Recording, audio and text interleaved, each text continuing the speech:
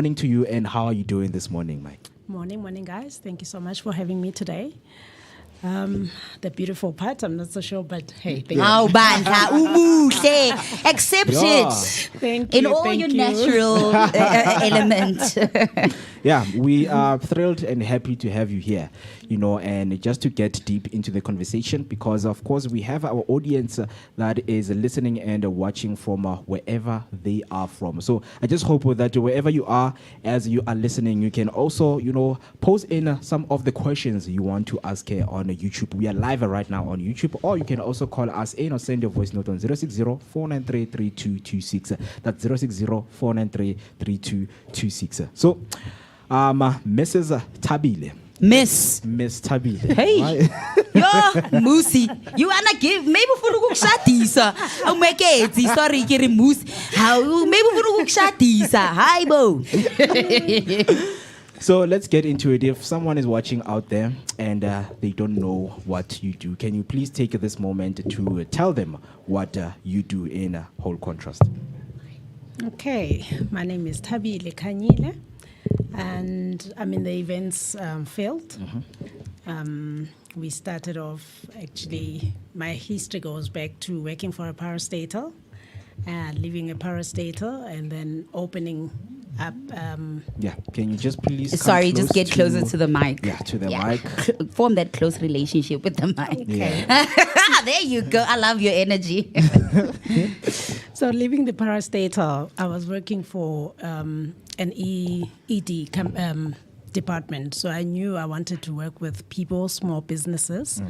So I opened up my own business in 2017. Yeah. Which is Infinite Estate Group with a business partner of mine. We've been in the events business and the events field, which is quite a difficult field because the competition there is quite high. Exposing yourselves to be known, to be seen, it's quite difficult. Yeah. We have managed a little bit. We're now doing markets, which Yeah. is empowering and showcasing small businesses in whatever that they are doing, mostly in crafts. So we find a lot of people can do crafts. They do your bracelets, your earrings, clothing from scratch. Yeah. Yes. Yeah. But there are no fields to actually expose that to the market. So the markets are based on that to say, come see the products that are created by our own people. So we brought it to Soweto because you go to the north, you find a lot of markets. And they thrive. Yes. Yes. In the north, they are thriving. But in Soweto, there's no markets happening. So as my home, I thought, let me bring it home. Yeah. To Esnawan. our people. Esnawan, yes. Just a few kilometers from Esnawan in Maponya Mall. Yeah. But I thought, let me bring it home so that we can showcase from where we are from. Yeah. Yeah. So instead of going out there to the north where it's already out there, people are already showcasing. And it's whatever. saturated. Yeah. Yes. Yes. So rather bring it this side. Yeah. So that's why we are using Maponya Mall to have this market. Yeah. We believe it's going to be a good one. Yeah. We just need the support from the people. If you are not a vendor, come through to the market, support the vendors, buy whatever they are selling, see what you like. There's definitely one or two things that you will like at the market. We've got people selling clothes, earrings, candles. There's a lot of creativity. Yeah. And there's food vendors as well. So it's going to be a good one. There's a play area for kids. Yeah. So everyone is welcome to come bring your whole family. Yeah. Even no gogo is fine. Ah, Bring the Nkosi granny. Iy'tulo zikhona, Uzohlala you know. gogo, abheke nje. Exactly. Yeah. Angazalule namathambo kancane ku-jumping castle, you Oh. know. Yeah. But yeah, that's what the market is about. And then we've got another field where we do Boys Bootcamps. Bootcamps are very close to my heart, I must say. We have a lot of problems in the country. True. Problems, gender-based violence, suicide. What is not highlighted is that you get a higher rate of suicide when it comes to men. Men, yes. Everything is centered around us females, and I'm including myself, Yes. females, because we get this priority as females. Yeah. But we have neglected the source where most issues come from boys. Yeah. So we created the Boys Bootcamps because if you nurture them young, as they grow, they know who they are. They know how to moderate their feelings, their emotions. They know when to walk away. So in the long run, we're going to have a better country if we mold our boys from a young age. So that's why we created the Boys Bootcamps. We have them there for like a week in the camp. Unfortunately, everything goes with payments. Yeah. So we are looking for sponsors to sponsor the bootcamp. Yeah. So that parents, we alleviate the amount that they have to pay. So it's less. And then we also working with psychiatrists and psychologists. Wow. Who are already working on boys, mostly in the hospitals, public hospitals, for where people cannot afford medical aid. So it's quite a nice initiative, I must say. Yeah. And I'm looking forward to see it grow. Yeah. And mostly, I also want to bring it also to Soweto, Lokshi. Yes. That's where our problems start. Yeah. Because, and like I keep referring to North, because North people have, they have resources which we don't have on the side of the world, So, very powerful, man. You talk about it being a nice initiative. I think it's an essential initiative because like we were just talking about, even just in the statistics, of HIV and AIDS alone, men, obviously, even detection in them is lower because of, like I spoke about the issues. They fear the stigma. Yes. They fear, the loss of respect and dignity. They fear the loss of employment even. Exactly. So, I mean, it's obviously now with this initiative that you're doing, it's to work on the mindset. And that's where you touch me. Lang funa kona, because it all starts here in the mind in order to take care of those grassroots issues when it comes to gender-based violence. It's to work on the minds of young boys. So what you're doing is quite essential work. Yes, Mo? It is. And also what you're speaking about is the economy. Yes. Whether it's the township economy, it's the north economy, but it's the economy. It's the economy. Yes. So economically speaking, how can townships become self-sustaining without relying solely on external investment?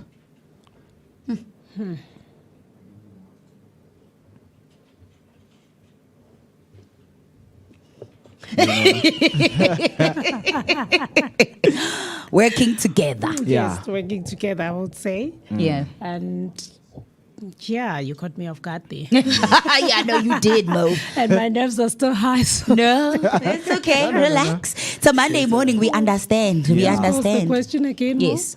So economically speaking, as I mentioned, that we also need to have our own township economy, right? Yes. How can townships, become self-sustaining without relying, solely on external investment that's from outside? Okay. Well, that's a good point in working together. Yeah. Being able to expose the next person's talents and supporting each other. Yeah. Collaborations. If you are good at this and I'm good at this one, then why not put it together and, make it a success together? Yeah. Because most of the time, Yes. you want to work solo. Yeah. Sometimes solo doesn't work. Sometimes solo does need more so that it comes to this complete project that you can do together. And it also creates jobs for people, for unemployed. So when you open up a business, what I always say is it's not just about you, but you are also opening up space for employment. So that's another way of increasing. That's good, because just to add on what she's saying, Mo, there's a saying amongst us that at the top there's no competition, just collaboration. Because the more I love how the term Ubuntu gets thrown around a lot and whatnot, but really at the crux of Ubuntu is really just collaborating in order to come together to drive a mission, to drive a goal forward, right? So what I believe initiatives like hers do is bring the people together for one common goal, and that's obviously to be positive drivers in the economy, right? So her platform gives people a space to come together and obviously work together in order to economically advance. And those are the spaces in the township that will essentially allow us to, operate without having to rely on funding or external entities in order to invest in us. We invest in each other. So it's what she does and the initiatives that she's got going that honestly are speakers to this. They speak loudly to this notion of Ubuntu. We throw it around, but really at the crux of it, it's you know what? Collaborate, guys. Ungibambe isandla nami ngikubambe isandla bese siyaqhubeka sonke sihamba. So while you were speaking, lastly you mentioned the boot camps, in which men's mental health and boys' mental health, and we know that an economy that has citizens who are suffering mentally is crippling, right? So mental health in boys is often ignored. Why did you guys focus on young men, and what have you seen in the boot camps that shocked you the most? Okay, the reason why we focused on boys, like I said, boys are not getting their attention. Everything is bring a girl child to work, a girl child this, justice for Thabile, justice for, but there's never justice for Mo, a man. Men do get abused. They do. And they can't speak about it because they are weak. They will be seen weak if they speak about it. Men are suffocating, but they can't speak about it. They can't even cry about it. What they do is react. Then they are beating up women, taking out their frustrations because they can't speak. The one time I was at a police station, actually, and I saw a guy there sitting and waiting for police. He's waiting for this police van. And he keeps telling them, I've been waiting, it's been 2 hours. This woman is at my house vandalizing my things. I am sitting here. If I go back home, I'm going to hit this woman. And you will be jumping within a minute to come and arrest me. Which is the situations that we are actually faced with. True. Men are being ignored. Men are crying out there, but we are not, they are not paid attention to at all. So nurturing the boys at a young age, we're trying to get them to be able to get in touch with their feelings, with their emotions, being able to say, you know what, I am so upset this happened. You know what, I am being bullied at school, because it starts young, it starts by being bullied. You find a child who doesn't want to go to school because it's being bullied. That anger, it grows if it's not attended to as a child.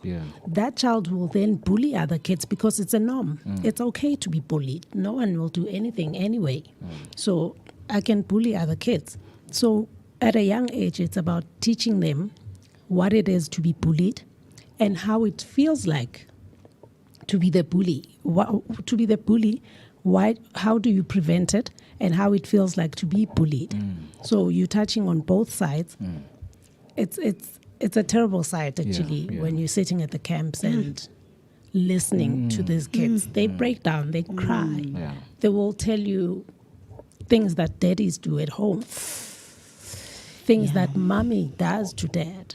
Because it's not just about dad, but it's also mommy, what mommy does at home. And you sit there and you think, how does a woman do this? And there's no repercussions for that woman. They get away with it. It's a woman. But if a man does the same thing, that man goes to jail. There's kids there whose fathers are in jail because they reacted to their mothers. It's a sad sight, I must say, and working with this psychiatrist, you come back from the camp feeling as if you need Yeah. To relook at, yes, you know, man. You need a session with the psychologist. You need to cry it out Yeah. because of what these kids have been talking about, what they are going through on a daily basis. Yeah. Yo, man, you know, you speak about something that's quite close to home, because I've experienced the side of abuse, but then I've also experienced the side where a male figure in my life was a victim of abuse, you know. So, and we need to look at GBV holistically, Exactly. right? Yes. We have to see where the women are the aggressors. Yes, And then it's we, not one-sided. you know, and then we also have to look at the men as victims as well, and vice versa, Yes. right? In order for us to really tackle this issue at its root, because, like I say, I remember an incident, just like what you're saying, where in a situation in my personal life where a male figure in my life went to jail, but he was the one who had the scratches, the bruises, where the woman got violent. You know, like you're saying, where that man was sitting at the police station. He's like, this woman is vandalizing my things at home. If I get there, she's... So this woman would physically attack this person, this male figure, would always, like, that would be her thing. And then what she would do is then she would go first to the police station and say, this man is doing this. But at first, then when they get there, they can see, man, this man's shirt is torn. He's a mess. But because she's reporting and because she's a woman, he's gonna go. And he sat a whole month in jail, where he had the bruises, he had the torn shirt, he had the signs of violence on him. But because this woman ran first to the police station and said, no, lendota ingshayile, lendota iyenze in. Then they took him. And he sat a month in jail. Yeah. Yeah. So that is the sad reality, and that is what we need to is. address, like she's saying. And you know, mental health now, when it comes to kids as well, the reason why I started this initiative was my son. My son's father, well, he went his way, so we went our separate ways, which is okay. It's okay. It happens. But that does not mean you divorce the child. The child will always be your child. Your responsibilities will always be your responsibilities. But he detached himself when my son was 3 years old. My son is now 10. The words that come out of his mouth when he talks about fathers, that's what got me to start this initiative. Wow. And I saw how deep it cuts for him. Because the one time he came to me and he said, you know what, don't worry. Oh, someone asked him, who's your dad? And he said, my mom. And he said, you are my mom, you are my dad. And it's okay. It's just us, we are okay. Yeah. But I could see how deep it cut for him, because other kids do talk about their Their dads. dads in a positive light In a as well. positive light, and he does not have any contribution to that. All he can talk about is my mom. My mom. So those kind of things, they impact kids as they grow, because he cannot relate. And he doesn't. Kids will imitate you as a parent. You see kids wearing your shoes. That's a subconscious mind of saying, I want to be like this person, walking in your shoes. But with an absent father, what does my son wear? My shoes? How does he become a man out there? True. And you have, I mean, as much as you do the best that you can, you know, you support him in any way that you can, but you can never, as a woman, know the true experience of being a man. So essentially, that side of him will always be like a void or a sore spot. Because it's like, okay, nyamazu mama, nyalazu tanduluga mama, but eluga baba. Yes. That man that I can see myself in, or that I can see good to, okay, now that I can, who's my role model. With everything, You understand? So yeah, that's quite important. It's for that balanced, well-rounded, balanced view of the world. Yes. So we know that these initiatives, they are very important for young men. And when now they are in there, there's a certain education that they get to say, yes, subconsciously you have learned some other things, about a male figure in your life and a female figure. So we know that this energy now needs to be directed in a positive way, so that whenever they come back to society, they were well groomed, and they start to even grow, not even mentally but financially also. And we know that many young people, each and every day, they hustle daily, but a lot of them lack financial literacy. Yes. So what are 3 money principles that you think every young man in South Africa should know? Savings. Save for, it's very important to be able to save, and you start them young to learn how to save. Savings, and this thing of spending on things that lose value. It's crippling us as black people, as South Africans. Save and use your money on things that grow in value, like buying a property. Buying a property is better than buying a car.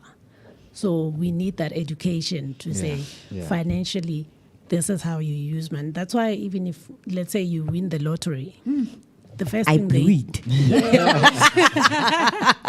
but the I blew it people, I still find them very facetious. Because you do get financial coaching. Yes. To say, this is, now you've got this amount, this is how you can use it. So savings is very important. Knowing what to spend your money on is very important.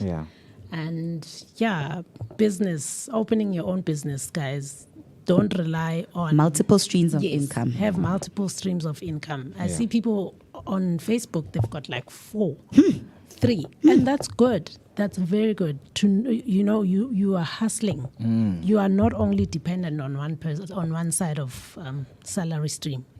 So it's very important. Yeah, it is very important. And I just hope that whoever is listening out there, because we always think that these advices are only applicable on young people. There are adults out there who are like, my younger self needed to hear this, because I'm always misusing the money, and I'm always spending money on things that I don't need, things that lose value, as you mentioned, right? So now you spoke about local vendors, on how people can come, and just enjoy the space and the environment that the environment has to offer. So now we're going to speak about empowering these local vendors into making sure that our economy is safe and it's also healthy. So how does empowering local vendors through markets like yours create things like your generational impact, things that we're always going to see year in and year out in our communities, beyond just the financial income?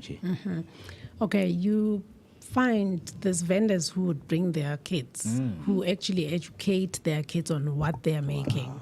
So you find sometimes the owner can't be there, but the child is there. And the child is doing exactly what the owner would have done.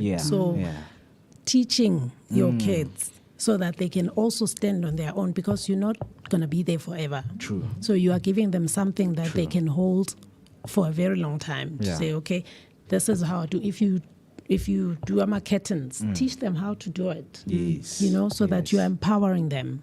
That's how we empower. Even at the markets, my other way of empowering is to see, like, I try and educate them, like the ones that are selling clothes. This is where you can get funding. Like I say, my background, I worked with SMEs. So I've got NYDAs, DGP, those kind of companies, to say, okay, maybe you can try this company, maybe go there and see if they can give you equipment to do your work easier, those kind of things. Very powerful. And it's some of the things that we take for granted, because whenever you go to in town, you would see these young ones, after school, they go where mom or dad is selling, and a lot of people will say, no, you're too young to be there, but they don't understand. Exactly. Child labor. It's my child. And this is the business that maybe in future, they're going to benefit from. So it's better to start them while they're still young, I myself do child labor. I promise you, I do. I've got girls. Yeah. I've got 3 girls. I must say I've got 3 girls and 1 boy. Yeah. My 3 girls, I've got a sausage.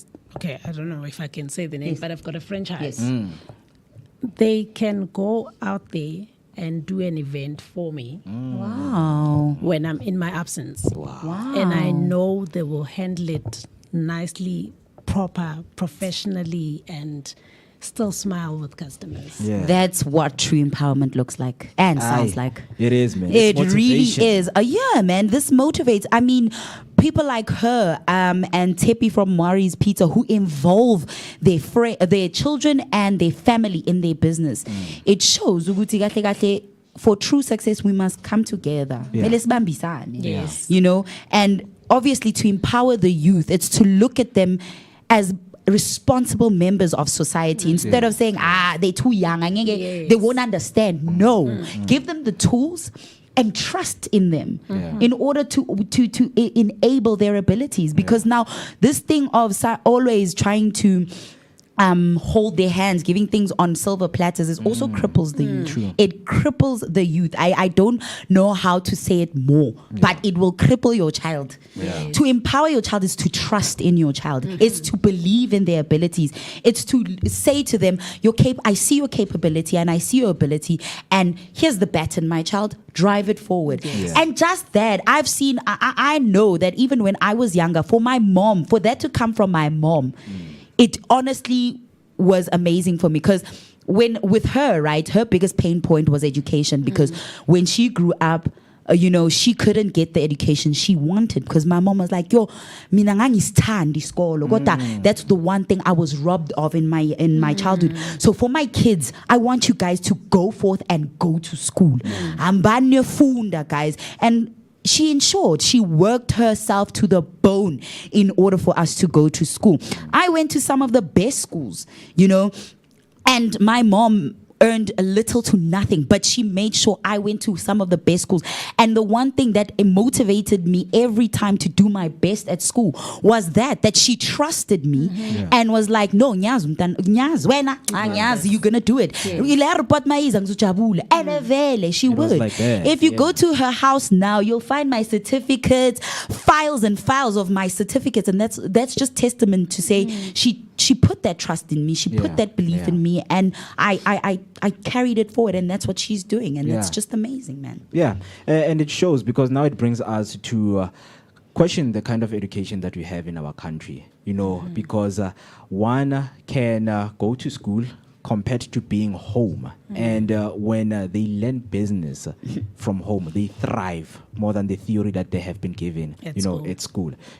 Because you're just mentioning that now your kids can, like host an event in your absence, which is very powerful. Yeah. So do you think our education system equips our learners with practical skills to survive in today's economy? If not, what should be included in the curriculum? There's 2 ways to look at it, actually. Yeah.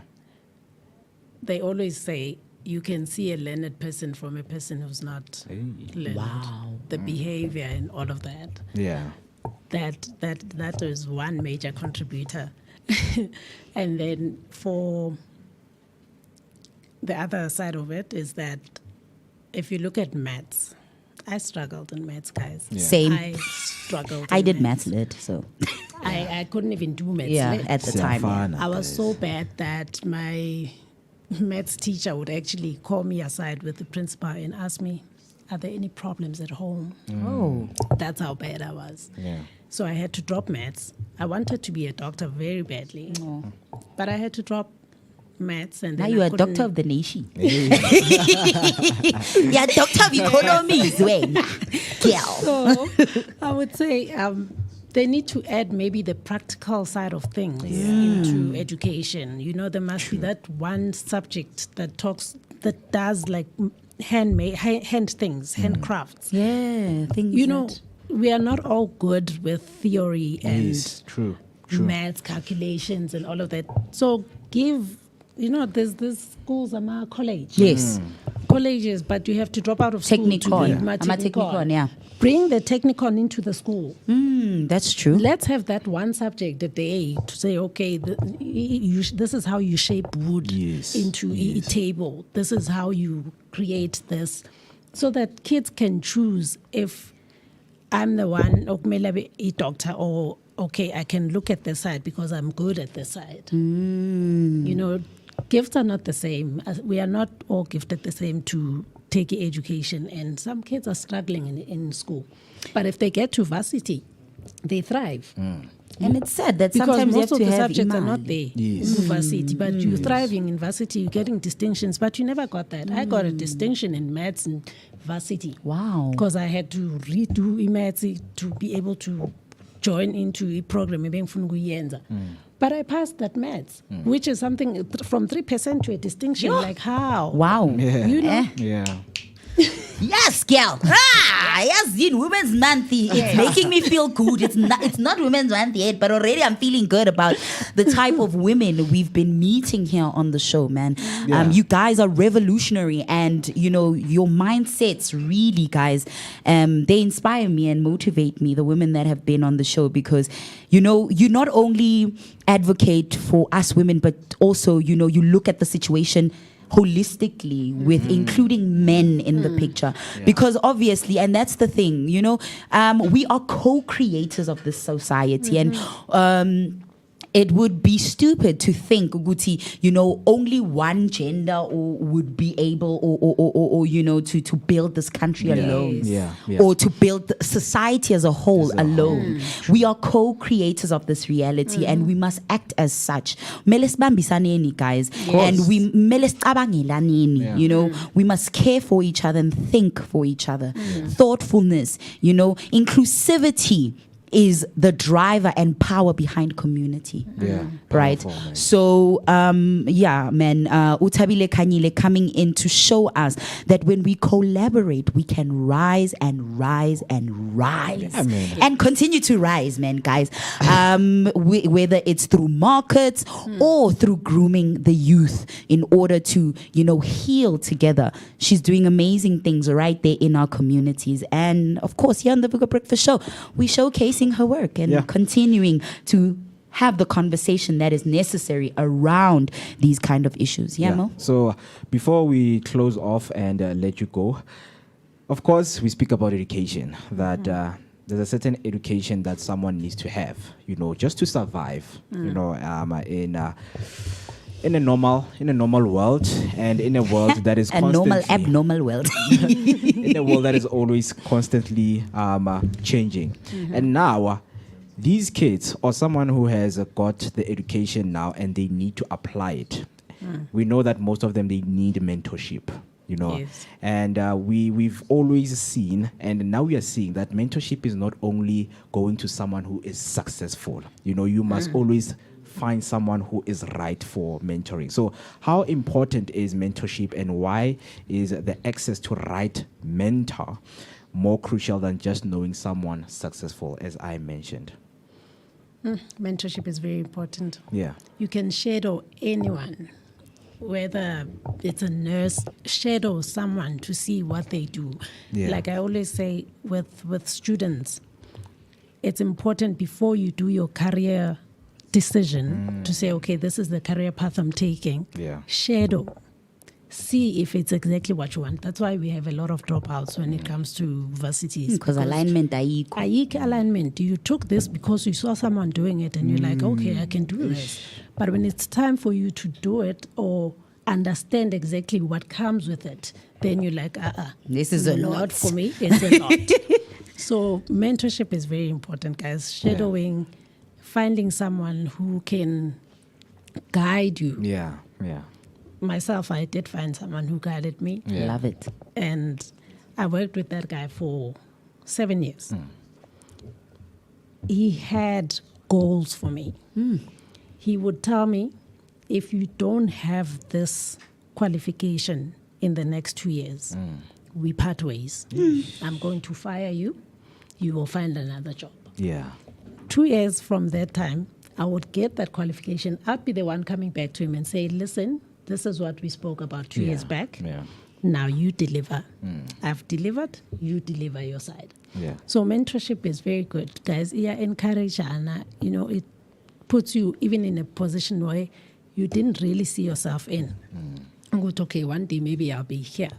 But because you've been following on someone else's steps and seeing, go, okay, this is what they do, this is what this is about. Yeah. And getting that encouragement also, it builds, it shapes you in a way. Yeah. And also, another thing that I think mentorship is good for is, because mentors are not perfect people, right? Yeah. Obviously, picking up from where you are seeing that they, where they drop the ball. It's to see, okay, no, my mentor, Nyambona, okay, here's the positives. And then The obviously negatives. where they didn't reach, this is how I'm thinking of I can reach it. It's also to reinvent, where you go in and you're like, okay, from someone else's experience, you see how you can do better. Yes. Right? And where you can So also you do polish better. up a bit, yeah. Guti, you polish up a little bit.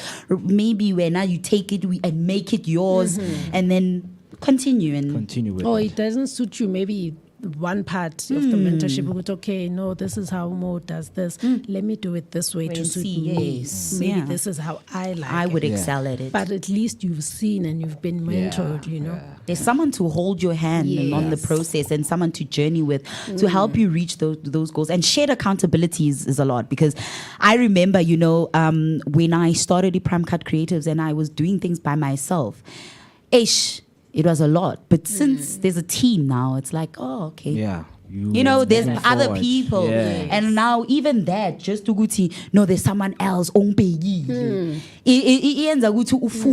motivates and Yes. inspires you, drives you forward. Yeah. So So also, people must know, opening a business is not Yo. easy. It as they is always just not start. easy. Start, Yo. man. Just do it. Yes, just do it. You'll be fine. It's not easy. Yeah, You yeah. need angazi, like it's thick skin. yeah, like, you need to be ready. Yo, you need guys, to be ready. No, Vusi Fall. Thembekwayo once said, Uguti, they always paint business as the quickest way to make money, right? Yeah. But it really isn't, because isn't. when it comes to it, when you look at the income statement, you as the owner are the last person to get money. You are the last person, Omelu Utoli Mali, because first it's your employees and your credit and your debtor, all those people, the creditors and all those people you need to pay, and then after that it's you. Yeah. At the Yes. end, it's and you. sometimes you doesn't get anything. And sometimes you doesn't get I anything. feel gigu you. It doesn't get to you. Because no, man. So perseverance is it's key. You need to be Yeah, able to yeah. persevere, be patient, and fight for what you believe which is yours. Fight for it. Yeah. It doesn't come easy, but eventually now you'll start seeing good, okay, the fruits of fighting for what I want. Yeah. Ayabonakala in the Aish. end. Very powerful, very powerful. So, lastly, you mentioned something, when someone who was mentoring you and you told them that, you were told that if you don't have this qualification in the next 2 years, you're not going to get where you go. In which it's something that is happening right now digitally, because these young people, they feel like if you don't have an iPhone next year, you are outdated, right? So not part of the culture. With the fourth industrial revolution now moving fast with, digitally, socially, things are just rapidly changing and improving, right? How can informal vendors adapt to digital platforms without losing their local essence? Hey, using what you have, Yeah, guys. yeah. Use what you have. Like me. Look at this. Yeah. Android. It's working for me. Yes. Yeah. It's working for me. I can't afford an iPhone currently for reasons known to myself, okay? But this is working for me. And lately, there's so many ways to penetrate social media, to penetrate like marketing. Everyone can market. Yeah. If only you just put your mind to it, okay, I'm going to do this. There's so many influencers, not because they were born influencers. They looked at the situation and thought, okay, my Android can work here. Yeah. And by whatever they need to do, but you need to use what you have. Yeah. You use what you have. I know with everything is revolving very quickly. Even my son wants a phone. Yeah. even just WhatsApp, is offering great opportunities for vendors. Yes. I mean, you can have your catalog there. Exactly. You can, You have messages. When you send a message, it tells you we'll be with you shortly. You look so professional by just leveraging simple things like that. Yes. Yeah. So before we let you go, right here, there's eKasi Aircraft Market at Maponya Mall. Yes. And the 26th and 27th This of coming July. weekend, Yeah. yes. Can you please walk us through that? Okay. That's a market where we have vendors coming through to showcase their talents. We've got food vendors, clothing, jewelry, anything and everything you can think of, actually. We've got vendors coming through there, so we'll have like gazebo setups, people displaying whatever they do. Yeah. We've got trucks coming through for food. Nice. It's going to be a nice setup. We've Yeah. got play areas. We are marketing in every possible way we can. I'm doing the marketing as well for myself. Nice. Facebook every day. I'm sending out posts. I'm on TikTok. I'm on Instagram. It's going to be a good market. Yeah. But the people, the community, are the people that can make it a success. It's true. Having vendors at the market without any feet is not going to help Nice. the vendors. It's not going to profit them in any way. So we need people to come out in numbers, support the vendors. Yeah. They've got different types of food. We tried not to duplicate the products that the vendors are doing. Mm-hmm. So if you're selling perfumes, you're the only ones on perfumes. Wow. So that you can make money. Oh, that's Because amazing. we find organizers. Okay, so this is a setup. As a vendor, you pay for your stall. Paying for your stall means Thabile can pay Maponya Mall. Now, you find organizers who want more money, but they don't really look at the side of vendors to say, okay, if Thabile is selling food, hot dogs, and we have more on hot dogs, how are they going to make money? Yeah. So it's good to actually have individual products, each vendor, Which category, let's each say, yeah. category, so there's no duplication. Yeah. Everyone comes there, they know they are going to make money. It's about them now marketing their product when they are there. Yeah. Using that opportunity, yeah. Attracting the walk-ins to say, okay, I'm here. This is what I offer. Please support. Yeah. So, yeah, we are inviting everyone, the community, to please come through. Even if it's just for 30 minutes, come through, see what the vendors are selling. You'll probably find even vendors that you know or didn't even expect that they sell. Yeah. But you can support them. You can be part of the market by being a vendor. We still do have a few spaces for vendors, Okay. but mostly we are saying, please, the community, please do come through and support our vendors Yeah. this coming weekend. In your social media, where can people contact you or find you? Okay, we are on Facebook as Infinite Estate Group. We are on Instagram, Yeah. same Infinite Estate Group, but I know there's underscores somewhere. And then on TikTok as well. Yeah. Yes. So, thank you so much. And the pamphlet comes with our number, which is 081 085 7153 Yeah. for any inquiries. When you do markets, you see these strange people responding on your poster and saying to people, contact me for more information. Oh, no. But be careful because, and as I post, I put that clause to say, be careful of scammers because people tend to pay someone else and they rock up at the event. I don't even have them on the list, but they've paid. Yeah. Yeah. So you be careful of scammers. you respond to the numbers on the poster, which is the email address, infiniteestategroup@gmail.com, and our telephone number 081-085-7153. Yeah, thank you for raising that, because we are facing a lot of cybercrime. A lot of people who have businesses. So thank you so much for raising that. I hope that people will take that into consideration. But with that being said, thank you so much for taking your time to be here with us. I loved this conversation. It was good. It was powerful. It was powerful. What a great Monday morning. Thank you for having me. Thank you so much. And of course, to everyone listening, remember that legacy is not built in silence, it's built in service. So whether you're selling a quarter or coaching soccer, you have to do it with excellence. Yes.